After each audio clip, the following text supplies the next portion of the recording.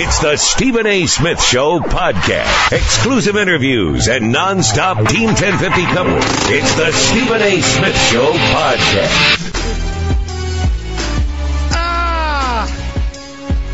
Stephen A. Smith in the house right here for the Stephen A. Smith Show on ESPN Radio, coming at you every weekday as I always do. 888.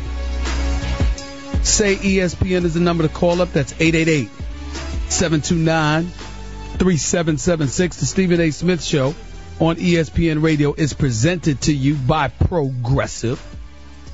People with Progressive Insurance are accustomed to doing things their way, like customizing their car insurance. Now, that's Progressive. Also, if you want to email me, email the Radio Shack inbox at StephenA@ESPNRadio.com, powered by Radio Shack. Don't just buy stuff, y'all. Do stuff. And for those of you who don't know, the Stephen A. Smith Show is live online. Go to www.ESPNRadio.com and click onto the Stephen A. Smith Show page. You can listen and watch the show only right here on ESPNRadio.com. Obviously, there's a lot to talk about today, but I'm sick to my stomach, y'all. I'm not going to even front. I'm not going to even deny it. Listen, I've known John Calipari for years, from my days of covering Temple University for the Philadelphia Inquirer while he was at UMass. One of my good friends is his former assistant coach, Bruiser Flint, at UMass, now the head coach at Drexel University. And, you know, to see John Calipari come so close and not get it done is heart-wrenching in and of itself. But to see how it all went down, to see how the Memphis Tigers, who were the number one team in this nation at one point during this season, ranked number 2 for a while as well, had one loss on the season to Tennessee, which was a great game played earlier this year. And to watch them have a 9-point lead with 2 minutes and 12 seconds left in regulation, and to blow it for reasons that, to me, are still unfathomable. It's just, I don't even know what to say. You know, to go through the stat line, you see Derrick Rose, 18 points, 8 assists. You see a guy like Chris Douglas-Roberts, CDR, 22 points on 7 of 16 shooting. You look at a guy like Darrell Arthur, who had a big game, 20 points, 10 rebounds, but obviously it paled in comparison to Chalmers, who had 18 points and probably the biggest shot of his life, tying it with a three-pointer at the end of 2 minutes, 2 seconds rather left in regulation, to basically send it into overtime and ultimately seal Memphis's fate. All of that stuff is obvious. But what it comes down to, y'all, is what John Calipari, the coach of the Memphis Tigers, said it wouldn't come down to, and that's free throws. We've all been harping all year long on what the Memphis Tigers' Achilles heel was, and that it was defense. That somehow, some way, they were going to get it done. Why? Because they were ballers, they believed in each other, have more fun than anybody, which is what the motivational speaker himself, Mr. Tony Robbins, John Calipari, had been saying to them throughout this tournament. And they were running roughshod over everybody.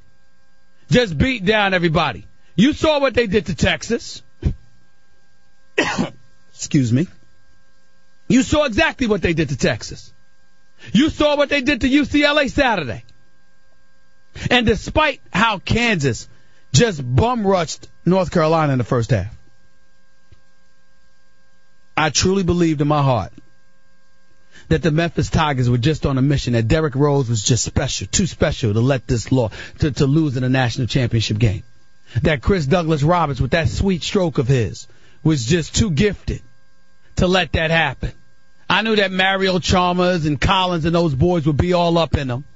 And Collins, a really short, miniature physical guard, which is a nightmare for any point guards. I know when I used to play, I couldn't stand those little guys. Little guys that were rough, rugged, like football players that you can't find behind the offensive line because they're so short they could sneak through holes. You couldn't even see them. That's how I look at Collins. Just a bruiser. But he can play. And I said to myself, all right, just keep it tight. And sure enough, Memphis just went on a tear in the second half. Derrick Rose, only 3 points at halftime, came alive and was just taking it to him.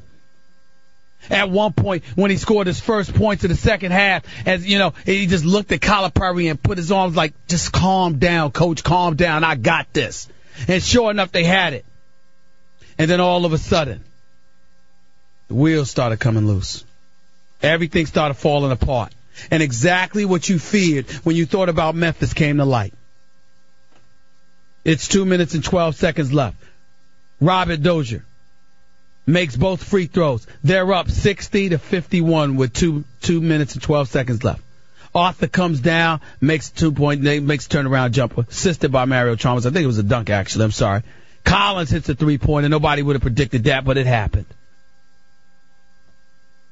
And then you go on and you fast forward to the 62-58, I'm sorry, because Chalmers made both of his free throws. Chris Douglas Roberts, it's 1 minute and 15 seconds left. He goes to the line. They were up 62-58. Bill Self obviously employed the strategy. Foul him, send him to the free throw line, make him beat you for the free throw line, and other than that, hit 3-pointers. So all of a sudden, CDR misses his free throw. Arthur scores again. Chris Douglas Roberts, 62-60 with 30 seconds left. Comes to the free throw line, misses both free throws.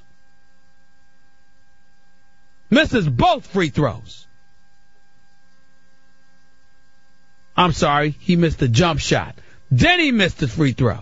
Again. Still 62-60. Kansas can't score. He misses a free throw again. Dozier gets the offensive rebound, though. Then Derrick Rose gets fouled. He goes to the free throw line. He misses 2 free throws. This is a team that was shooting 60% from the free throw line in a regular season, but 70% through 5 games in the NCAA tournament. And all of a sudden, they go to the line with the pressure on, a national championship staring them in the face, and their behinds got tight, their palms got sweaty, and they look like a bunch of petrified puppies. Couldn't get it done. Couldn't get it done. And by the way, you know, I have to be careful here. Because, you know, Joey Dorsey, okay, he's a college basketball player. You want to be very, very careful about the criticism that you aim in their direction. But he is 24 years old. Some people would say that's pretty old to be a college